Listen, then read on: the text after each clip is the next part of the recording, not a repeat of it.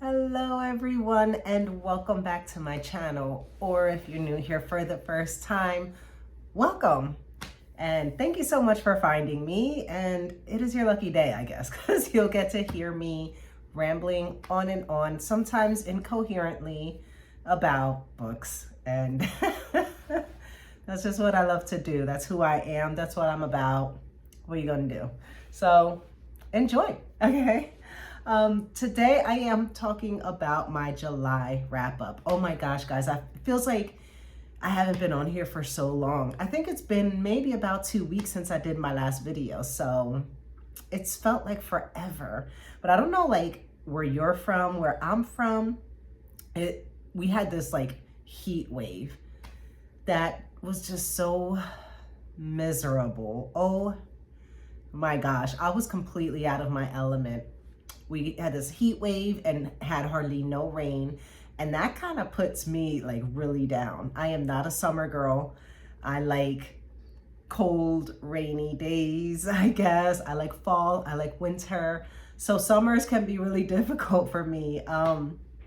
So yeah, I think that's probably one of the reasons why I haven't really made any videos, because I was just feeling so icky and down and like, ugh. And just not enjoying these hot days and praying for rain. So I did do a little bit of reading. Again, like I felt like the weather really slowed down my reading. It just didn't feel like really good reading weather. Those really good cozy vibes that I love so much. I wasn't getting that.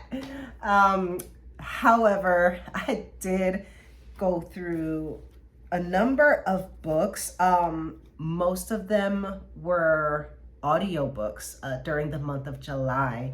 And as I explained in my last video, maybe even the last couple videos, I was doing a little more with audiobooks because I have a garden, and so I'm out there and I'm gardening, and there's a lot of things that I need to take care of and things I've been doing that requires my hands to be free. So I've been like crocheting wraps for all of my colleagues in my office, and I've finished 3 of them so far. And I just got the yarn for another one, so I'm going to get that started today. So yeah, audiobooks have been my saving grace. And so anytime I'm gardening or crocheting or puttering around the house and cleaning, doing some spring cleaning and laundry, folding clothes, things like that, I always have my beats on and I'm listening to books. And I have had some amazing books, amazing narrators. So let me share those with you.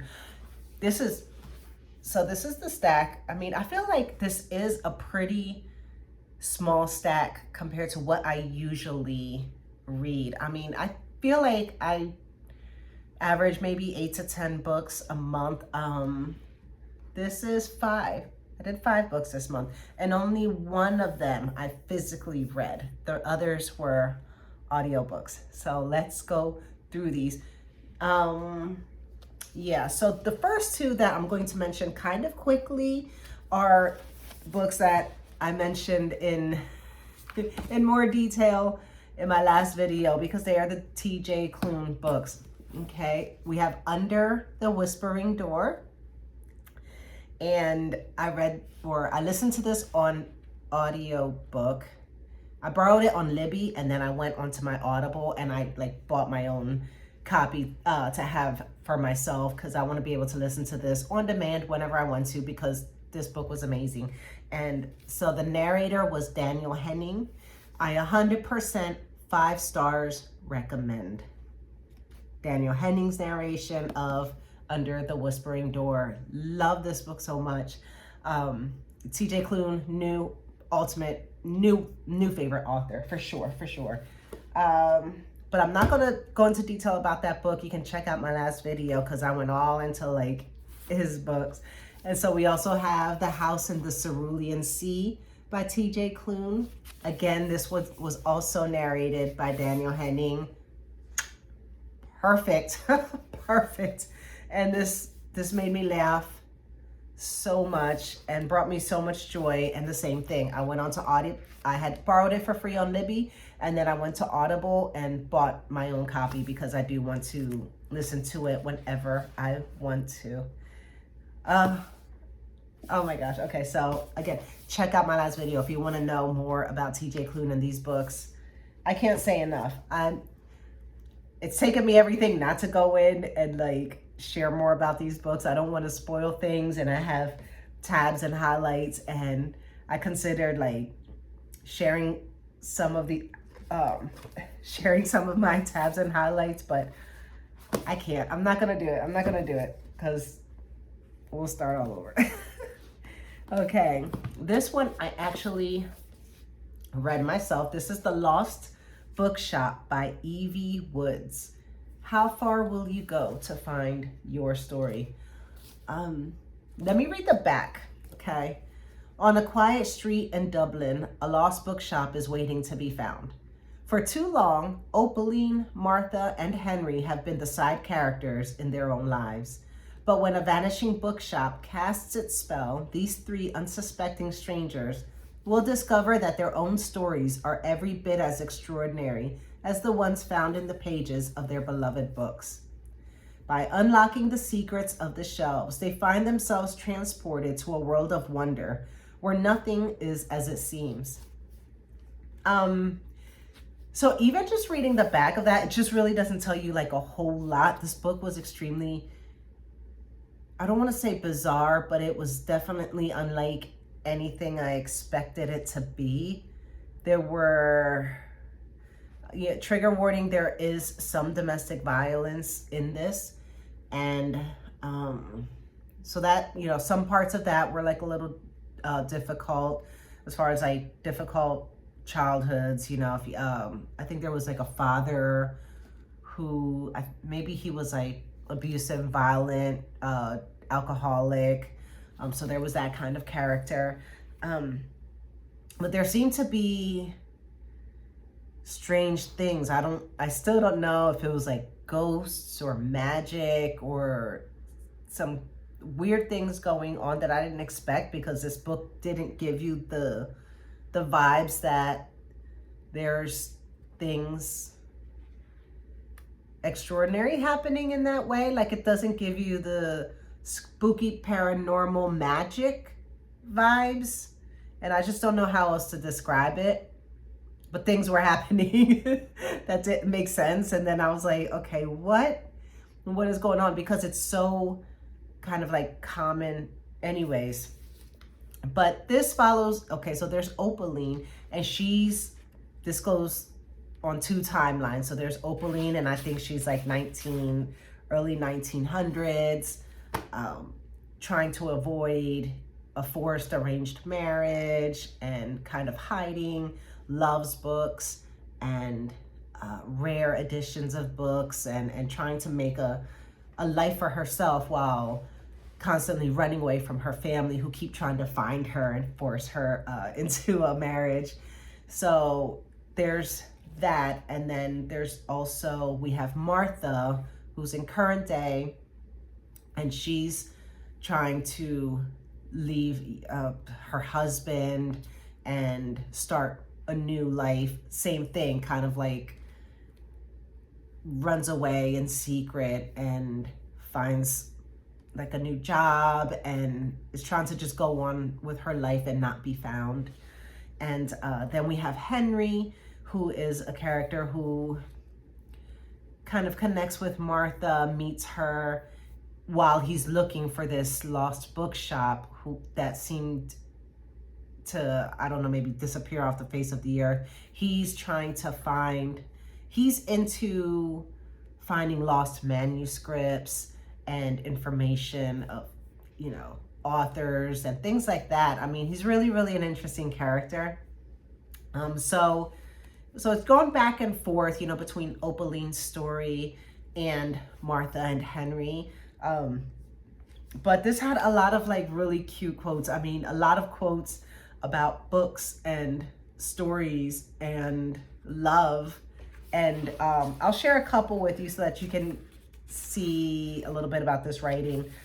the writing style. I thought this was, I really did enjoy this book. It took me a long time to go through it because it didn't feel like it wasn't really like fast paced or kind of, that sense of like, what's going on, what's happening next. So I was able to read a little bit and put it down and read it a little bit and put it down. It took me a long time, whereas it really shouldn't have taken me so long. But again, like the weather had me not really feeling like doing anything. I was just, so let me see. I highlighted this part. It says, a book is never what it seems. I think my father had hoped my love of books would instill an interest in my schooling, but if anything, it only fueled my loathing for the classroom. He always said that books were more than words on paper. They were portals to other places, other lives. That's very true. See, I could not, would not sacrifice myself on the altar of their expectations. The University of Life was an altogether harsher education. Let me see what else. I couldn't explain it, not even to myself, but books gave me an unflinching sense of stability and groundedness, that because words survived, somehow I would too. That's a nice quote. I don't remember that one. Let's see. Will you come with me? We can talk better at my apartment. Of course I would go. I was willing to make believe with him. Oh yeah. Okay, another one. I remember somebody once saying, it's better to keep your mouth shut and look stupid rather than open it and remove all doubt. I have a feeling that was it Mark Twain that said something like that? I had read that quote before. I feel like it might have been Mark Twain. I don't know. In a place called Lost, strange things are found. You have to understand, old houses have their quirks. Some things are meant to be flawed. Therein lies beauty. Okay. Oh, let me see. This one you wouldn't get. Let's see. Dull was okay. I knew how to deal with dull. But when you've had a taste of magic, it's hard to be satisfied with the ordinary again. Conformity is a death sentence. No, my dear, you must embrace what makes you stand out. If you're not harming anyone, why try to change who you are? You may all think you're walking around exercising your free will in every situation, but you're not. You're constantly influenced by what your heart wants, what your head wants, and how you want the world to see you. And one more, why not? All of this time we had kept our distance from one another. I suddenly realized that, at least for my part, it was purely out of fear of losing another person that I loved. I had fooled myself into thinking that if I didn't allow myself to get close to him, I wouldn't miss him if he left. Stupid, stupid woman. Intimacy is only one string on the bow. The instrument still plays the music. Oh my God. The love story in this, there is a romance, and it kind of breaks your heart and just pulls on your heartstrings, and you're kind of rooting for these people, but you're just like so sad by what they're struggling with and what they've experienced and been through, and you just feel for them. I did like this book. That's The Lost Bookshop. I recommend. Okay. Then we have this one. Ooh. This was one of my pretty books. Okay. The Girl Who Fell Beneath the Sea by Axie O. Look at that gorgeous cover. There are so many things, and it was nothing cool here. But this is one of those books that I bought for the cover. I thought it was gorgeous. And it was interesting because as I was going through this book, I would come back to the cover and more things would make sense, because it just looks, oh, colorful and different things. But then as you're reading the story and you're looking at the cover and you're like, oh, this is the red string, the red thread of fate or whatever. And then the lotus flowers and the little sailboat, the little paper boats that people put their prayers to gods on. You have is that like a sparrow? Is that the kind of bird that it was? So that was in there. The little house, oh my goodness, just all of this. It just starts to make sense. And you're looking at the cover and you're like, wow. Very well done. Very well done. But about this book, let me read the back. Or no, the splurge is in here. Okay, let me do that. Don't chase fate. Let fate chase you. Deadly storms have ravaged Mina's homeland for generations. Her people believe the sea god, once their protector, now curses them. Each year, a beautiful maiden is sacrificed to the sea in the hopes of appeasing him. Many believe that Shim Chong, the most beautiful girl in the village and the beloved of Mina's older brother June, may be the one to finally end the suffering. But on the night Chong is to be sacrificed, June follows her out to sea, knowing that to interfere is a death sentence. To save her brother, Mina throws herself into the water in Chong's stead. Swept away to the spirit realm, Mina seeks out the sea god, only to find him caught in an enchanted sleep. With the help of a mysterious young man and a motley crew of demons and spirits, Mina sets out to wake the sea god and bring an end to the killer storms once and for all. But a human cannot live long in the land of the spirits, and there are those who would do anything to keep the sea god from waking. Okay. Whoa, like this. First thing I'm going to say, I did listen to this on Libby. It was an audiobook. I was not impressed with the narrator. And like, I really wish, I guess, that I had read this book for myself. I would have rather read it for myself than to listen. But I kind of just stuck it through. I was like, I'll just, and the reason I didn't really care for the narrator, she was fine. But this, I mean, you can see, look, this is, I think, a Korean.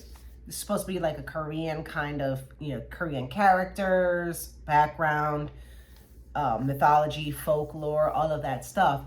The woman that was narrating the book had like a British accent. So it was very hard for me to connect with these characters thinking they're Asians when they're, I'm hearing their like voice and it's like this British accent. So that really threw me off. Not only that, but I didn't feel like each individual character had their own voice, where it's very, very distinct and very, very different. So there were a lot of times throughout the story, I was confused on which of the characters were talking. So there was that. The story itself, I thought was fascinating. It was superb. It was really cool. One thing that I thought was crazy, what a crazy coincidence, was here. Under the whispering door, they mention the red string of fate or the red string of destiny or whatever. They mention that in this, where you're kind of like connected by like a red string. And so it's mentioned here. And then like 2 books later, here's this red string of fate that binds a person to their fate or their destiny, so it's usually like 2 people, which was really cool. And I was like, oh my gosh, what are the chances of that? I'd never heard of the red string of fate, and it's mentioned in 2 books within the same month that I read. So that was really cool. Very, very interesting. But again, I would not recommend the audio book version, and I wish I remembered who the narrator was. I mean, so I could, because if there were other versions of this book on audio, other narrators that give it a go, I at least could tell you which ones to kind of avoid if you want like a better listening experience. But the story, yes, it was interesting. There were some twists and turns, a lot of unexpected a lot of unexpected things that were happening, and I'm going to read this again for sure, but on my own. Let me see what I highlighted here. Nothing extraordinary is ever done out of reason or logic, but because it's the only way for your soul to breathe. I thought that was a cool quote from the book. But yeah, I recommend this book for sure, just not the audio version that I listen to. If I can look that up, I'll probably add that to the description, so that you know what to kind of avoid. But it was a good one. I have to reread it like myself. And there were a couple chapters that I did end up like stopping and reading it myself, because I wanted like the full impact and not listen to this lady's voice with her accent. You know, I wanted to, in my head, I knew what these characters were supposed to sound like. And Axio, she is a Korean American born in New York City. Look at her. Great job. Great job. I really enjoyed this book. Okay. Now, the next one that I listened to, audiobook, was J.R.R. Tolkien's The Two Towers. Okay. This is the second book in the Lord of the Rings trilogy. So if you have been following my channel, last year, was it a couple months ago, this year or last year? Sometime, see, look, I read so much. I read the first book, and that was The Fellowship of the Ring. As I'd always wanted to read the Lord of the Rings trilogy. And I did like The Fellowship of the Rings. My favorite part was the hobbits and the Shire, and the beautiful descriptions of like the hobbits and the Shire, and how you have these four little hobbits that have no experience with danger or really leaving the Shire. And so they're on this long, dangerous journey. So I really, really loved the hobbits. But that was kind of it. I really felt like a lot of that book was about the journey. So it was like logistics and mapping out how they're going to get from point A to point B. And, you know, it was just kind of just constant descriptions of terrain and the travels. And so it was okay, but I kind of expected more, I guess. I just, whatever. The Two Towers, I actually liked more. The guy that narrates these, Serkis, Andy Serkis? Is it Andy Serkis? His last name is Serkis. So I don't know if it's Serkis or Serkis. He deserves an Oscar. Like, he deserves an Oscar. His narration is top notch. And I actually looked up videos of him narrating The Lord of the Rings, because I cannot believe that all of these voices came out of one person. Oh my gosh, when he does the voices of the orcs, of the hobbits, of Smeagol, I mean, it's so unreal. He does just the most amazing job. I wonder if he did get awards. Is there awards for like narrators? Because this guy's phenomenal. Highly recommend. 100%. But anyways, so I am kind of, well, I'm already done with this, but I enjoyed The Two Towers more. In this one, what I really liked were Merry and Pippin. And I hope this isn't much of a spoiler, but Merry and Pippin are two little hobbits, hobbit men, and they got captured by the orcs and taken by the orcs. And so Pippin's kind of like, he's so like, oh my gosh, what are we gonna do? And he's trying to like leave hints along the trail, clues, and what do you call that? Like little tokens for the rest of the people or the rest of the fellowship to find. But then at the same time, he doesn't have much hope because he's just assuming that everybody is with Frodo and the ring, right? And they're like, nobody's gonna come look for us. They're on a mission. They need to help Frodo get to Mount Doom or whatever it was. Was it Mount Doom? I feel like I'm making that up now, but Mount Doom? Huh. Let's call it that for now. Doom? Mordor. Anyways. So, yeah, and so it's just like, he's so brave. Like, he's taking risks and he's thinking and he's trying to do what he can, but at the same time thinking like, you know, oh, nobody cares or nobody's going to come looking for us. We're hobbits, you know, we were baggage, you know, for the fellowship. We weren't really useful, and now we're baggage for the orcs, you know. And so I just really liked reading about Merry and Pippin. Another favorite in this book was the relationship between Gimli and Legolas. So Gimli is the dwarf and Legolas is the elf. And so to see that their friendship grow and their interaction with each other, and it's I love those two. I love those two together. They're funny together and they're perfect. They are like perfect buddies, and they're so different. I mean, the dwarf, he likes caves and mountains, and Legolas, you know, loves trees and you know, nature, and forests. And, you know, Legolas, you know, is great with his bow, and Gimli is great with his axe, and Legolas is great, you know, with a horse, you know, and riding, and Gimli doesn't like being on horses. He'd rather be on his feet.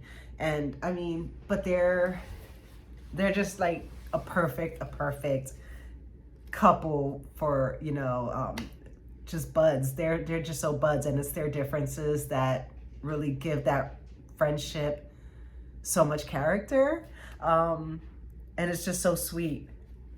And the other things that I like about this book, and there were so many moments there were so many moments that were so satisfying, you know, when Aragorn, you know, there was a scene with Aragorn, you know, and he's there with the fellowship, and they're on this land, and this guy comes up, and what are you doing here? You're not supposed to be here, and blah, blah, blah, blah, blah, you know, and then Aragorn is like, I am Aragorn, son of so-and-so, and I have this sword, and blah, blah, blah, you know. And it's just like, ha, you know, and the other people that were telling them they were trespassing, they're like, and I'm like, ha ha, like, yes, you know. And the same thing with Gandalf, the wizard, you know, like when someone didn't know, like, he was a wizard, you know, and he's like, I am Gandalf, blah, blah, blah, blah, blah. And then he just shows his power, and they're like, and I'm like, ha. So there were so many moments like that where, like, you know, authority and power was like displayed on people that didn't expect it, and it was just like, like, so there were so many moments like that in the book that were so satisfying and so fun. So I really enjoyed this one a lot more. Oh, and I don't think I'm going to read any of these quotes because I think they wouldn't make sense out of context, I guess.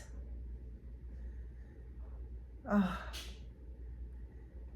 okay. Well, I'll just read this one. Okay, there's like this battle, and Gimli and Legolas are together, and they're kind of like standing there, I think, waiting for this battle to start.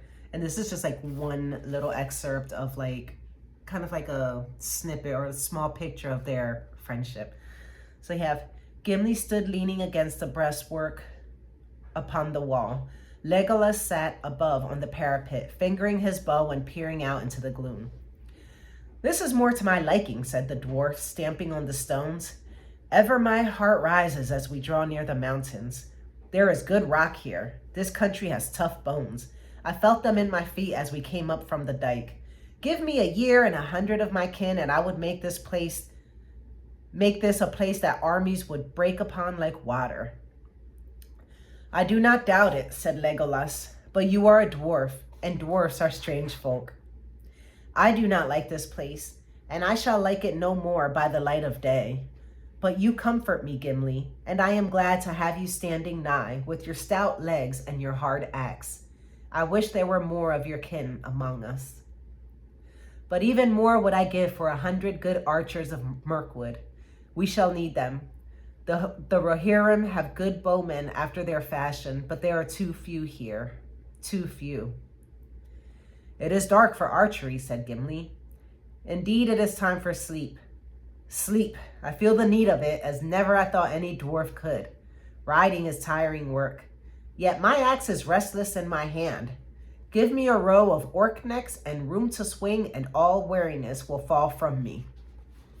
So it's just so cute, you know, where Legolas is like, you comfort me, Gimli. Like, yeah, you're strange, and I don't like this mountain and this rock or whatever, but he's comforted by this dwarf who feels really at home there. And, you know, just says, you know, I'm glad I have you here with your axe. And Gimli, he's so funny. He's like, I'm tired, but give me a row of orc necks and let me swing my axe, and I'm just going to be happy. So, I mean, I did like this one. So those are the 5 books that I read or listened to during the month of July. And right now I'm listening to The Return of the King. Okay, this is the final book in the trilogy, and I'm about 50 pages into it. Again, I'm listening to it, same narrator, Mr. Serkis. I think it's Andy Serkis. I could be wrong. I just know that his last name is Serkis, Serkis. Again, marvelous job. And so I'm listening to this one, and it's pretty good.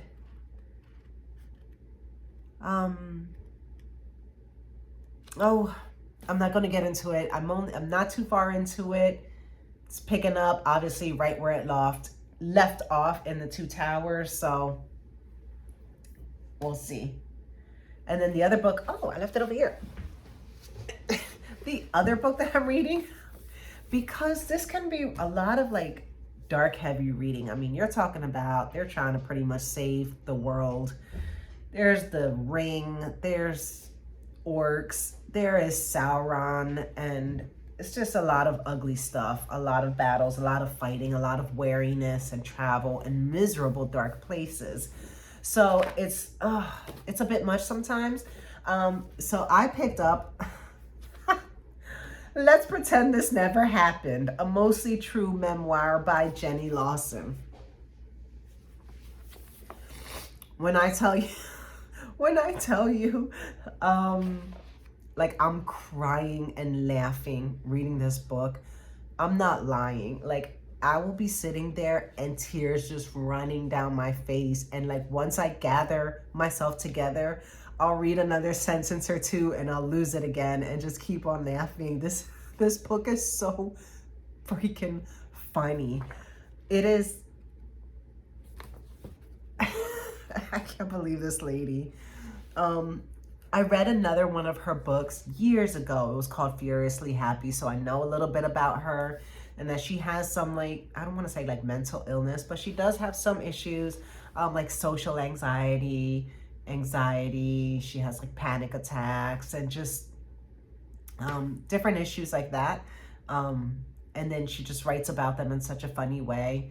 This one was amazing because she kind of starts off with some early childhood memories. So she's talking about like her family and just what a strange childhood she had growing up, and it's so freaking hilarious. And there's one chapter, and I think I'm gonna do another video on this. I'm gonna do maybe this weekend if I have time. I'm gonna try to do this. There is a chapter where she talks about trying LSD for the first time. Is that what it's called? LSD, like acid? She's like in high school or something.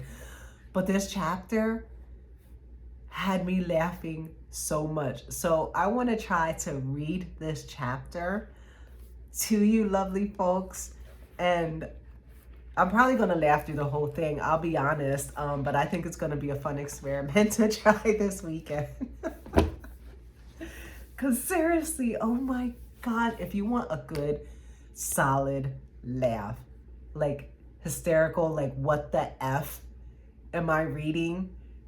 This is the book. This is the book for you. I mean, if you want to hear about the possibility of someone breaking their arm inside of a cow's vagina, okay, you want to hear about someone's first experience with acid, or freaking turkeys running into their school, and a weird emo period. Emo? Is that what they're called? I said emu. Oh my gosh. This is the book. This is the book. Highly recommend. I am that far into it, so maybe about a quarter of the way, and I will probably have it done this weekend because my God, I'm having such an amazing time with it. So that's that. So thank you so much for joining me and listening to like all of these books and hearing me ramble. Let me know what you've been reading. I'm so interested, and let me know if you have any recommendations or if you've read any of these books and what you thought about them, okay? And I will be talking to you again really soon. Happy reading. Bye.